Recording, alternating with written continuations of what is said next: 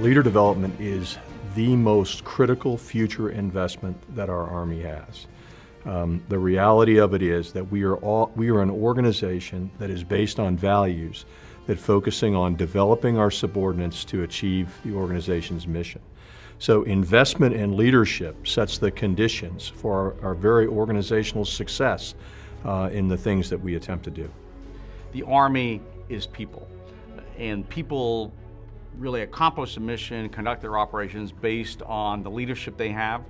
They face the hardships we want them to face in war.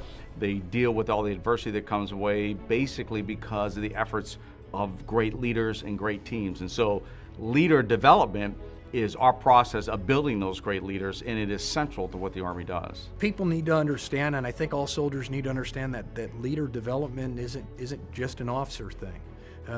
It's inclusive to all of the cohorts. So whether you're looking at the civilian cohort or you're looking at certainly non-commissioned officers and warrant officers and those young enlisted soldiers as they move up and eventually become non-commissioned officers or potentially even go to OCS and go to a commissioning SOR. We need to understand that leader development is everybody's business. Recently, I was talking to a pre-command course, folks going into battalion command, and an officer came up to me who, when I was a battalion commander, was a lieutenant in my battalion. He said, "You know, sir, remember when this happened? I watched you, and then you did this and this and this." And it really kind of caught me off guard, first of all, that he remembered over all these years what had happened in that situation. And what he didn't recount was necessarily the tactical solution to it. What he remembered were the leadership style and the interface, the personal interface with people. I remember when this happened and how that got dealt with. I remember how you dealt with this person. I remember when you trained us on this. They were focusing on the process of development rather than what the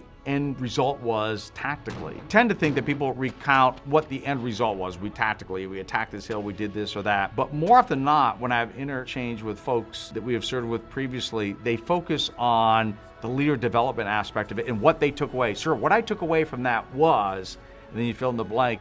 We are always, as leaders, being watched. Maybe not always being listened to, but we're always being watched. And people are taking notes, either physically or mentally, and it's the leadership style that they remember more than, for instance, the tactical or operational event at the time, I have found out. Leader development is ongoing all the time, whether you intend it to be or not, whether your subordinates intend it to be or not, because they are always watching. We really do two things in the Army. We train units, we develop leaders. You can't do the former, train units, if you haven't developed the leaders with the right competencies and the right attributes to lead those units. So it's really a fundamental foundation of training and readiness.